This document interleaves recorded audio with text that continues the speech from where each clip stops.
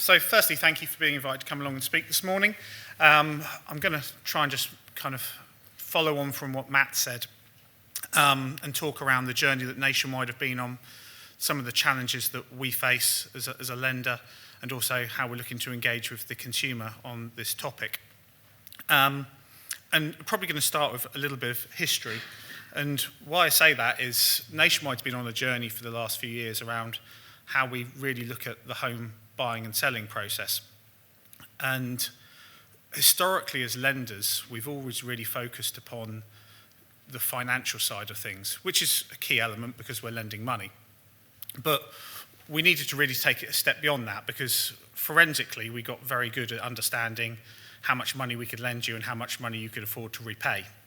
But we didn't necessarily look at the property you were purchasing. And it's a complex process buying a property. You all know that. You do it day in, day out in the conveyancing process. But the majority of consumers, when they're looking to buy a property, they're focused on just really when they're going to move in, and that's the most important thing to them.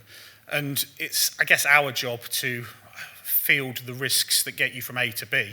And it's that kind of complex journey that I find from between finding your dream property on Rightmove, Zoopla, to the day when you're moved in, you're surrounded by boxes, and you're ordering your first takeaway because you don't know where your knives and forks are. And what we've looked to try and do is, I guess, try and simplify that process. But as part of that journey, I think one of the things which we considered about 10 years ago was the silos in the industry. And we do have valuers, conveyancers and lenders working effectively independently, and the danger always is you have the wrong data at the wrong time with the wrong party, and that means you've got potentially a kind of a Bermuda Triangle in the middle, which means that things can slip into it. People cannot necessarily be told what's going on, and there's assumptions that everybody else in the transaction is doing something that they're not. So our aim was to try and, I guess, build a platform and a system that allowed us to try and manage that in a slightly more pragmatic way, with the aim that we helped facilitate more safe lending, and we also improved the customer journey. So, moving now on to, I guess, the true topic in hand today on climate change. And climate change is now something which is fundamentally embedded into all lenders.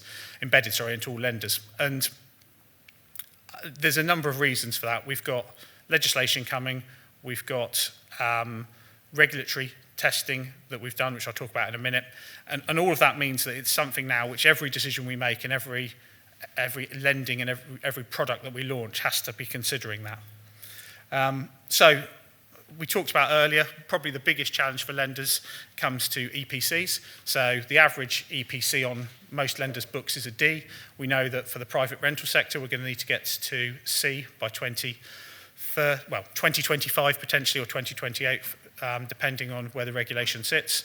And consumers are going to need to spend an awful lot of money on their properties to be able to do so. There are potential exemptions, but I think where this is going to hit us first as lenders is probably in the private rental sector, which is kind of one of the things I'll just touch upon first. So at the moment, there's these F&G rated properties that we shouldn't be lending on. And there's current exemptions in place for customers who spend £3,500. That will change, say, potentially in 2025 for new tenancies and 2028 for existing tenancies. And there's a government consultation out at the moment, which potentially will mean the increase of costs will go up to £10,000. Now, again, depending on who you talk to and the number of people you talk to, this isn't commonly known yet. And I often sort of say to people, everyone here probably owns a property. Quick raise of hands, how many people knows the EPC of the property that they live in? Yeah, 2 or 3 people. So more people probably know the EPC of their fridge than they do of their house. And that's quite a scary thing. But the EPCs are going to become fundamental for lenders going forwards around how much we can lend, where we can lend, and the amount we can lend. And this is the sort of thing that we need to start to get out and educate people more on, because at the moment it's just not out there. And we're all doing various work with things like Rightmove and Zoopla about how we get this information onto the property portals. But the reality is that an EPC today is just seen as a piece of paper that's produced to help somebody get a property. Most consumers don't read it and they don't take it into consideration. But actually, the ramifications of not understanding it and not knowing the potential works that could be or need to be done to a property becomes quite expensive. And this to me is all around the advice that we're giving and how we talk to consumers, because they're not necessarily being told this at point of sale, they're not necessarily considering this, but it becomes really real. So scale of change, so if I look at it, 70% of our book is below an EPC C or below a C, sorry. So we've got circa 2 million properties on our book, and our stats are not out of line with the rest of the UK. 40% of properties don't even have an EPC at the moment. Again, there's only a requirement to have one if you're selling a property in the residential space, and in the buy-to-let space, only if, well, you need one in the buy-to-let space, and you have done for the last couple of years. But we still see an awful lot of buy-to-let mortgage applications on a daily basis where there's no valid EPC, and we have to go back to the landlord and say, you need to get an EPC, otherwise you're letting this property illegally. And say, the average retrofit cost can be probably around £12,000. Now, there's a little bit of insight here, just a couple of high-level stats that, as I say, a high number of landlords have thought about selling some of their properties. Consider yourself, if you're a large portfolio landlord, you've got 20 or 30 properties, each need potentially up to £10,000 spending on them. It's a lot of cash flow that people don't necessarily have. An awful lot of people will have equity, but you've got to start to think about the unintended consequences here of potentially lots of private rental landlords selling up. What happens to that housing stock? We did sort of a piece of work there around how would landlords pay for it. It's not particularly transposed very well. But the reality is a lot of it have got savings to do so. Probably the biggest issue we've got with EPCs at the moment is the quality of them. So historically, EPCs have been done very cheaply. They are based on assumptions. They're not necessarily fit for purpose for what's happening or how they're being used today. So there is requirements to update that methodology. It's also worth noting that the costing model of fuel and things is probably 10 years out of date now. So the SAP methodology is being updated later on this year. But again, the whole EPC piece needs to become fit for purpose for what we're intending to use it on going forwards, if that is going to be effectively the benchmark for lenders and the rest of the financial industry to measure themselves against. So the EPC methodology, major challenge. Retrofit risks. So the other big problem we've got in this space is we're going to be encouraging people to improve their properties. One of the things that was talked about earlier was one of those little bots that can go under the floor, which are fantastic. However, the danger of this is there are very few skilled tradespeople, and there are probably 20-odd million properties in the UK that need retrofitting.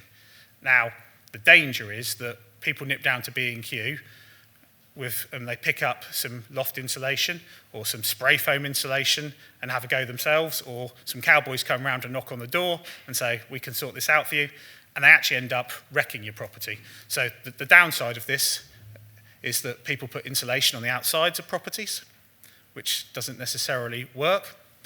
They put spray foam inside the loft, and one of the big issues we've got with spray foam insulation is, one, the property can't always necessarily cope with the weight of it. So older properties, you can damage the roof. Two, if you enclose all the timbers, potentially they rot, which again causes you an issue. I don't know what they were doing on this one. But these are all real pictures of things we've seen. The other one for me is expanding foam being put down cavity walls, knackering all your wall ties, potentially causing structural issues. Spray foam being put under the floors, so you can't get to any of your wires, and generally just damaging your property. And the other problem is that a lot of this stuff doesn't actually even make it any more energy efficient. So you haven't actually achieved anything at all. So unintended consequences we've got to consider here is lower rated properties being taken out of the marketplace. At the moment, the paybacks have never added up. So, example, my property, EPC recommendation, some underfloor insulation. would cost about 10 grand to do. The payback on the EPC would be looking at under £100 a year. So people aren't going to do these things. Now, energy prices increasing, obviously, will start to make it more affordable and more attractive, but there is still the reality that for a lot of people, if they're looking at it, they don't see the point in it yet, because they don't necessarily understand the longer-term implications. We've got a danger also of potentially landlords being trapped and not being able to move, so we don't want mortgage prisoners.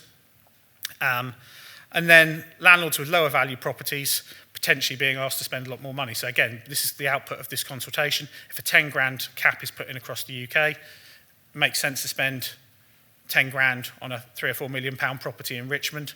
Does it not necessarily make the same sense to spend 10 grand on a £50,000 property in Sunderland? Not necessarily.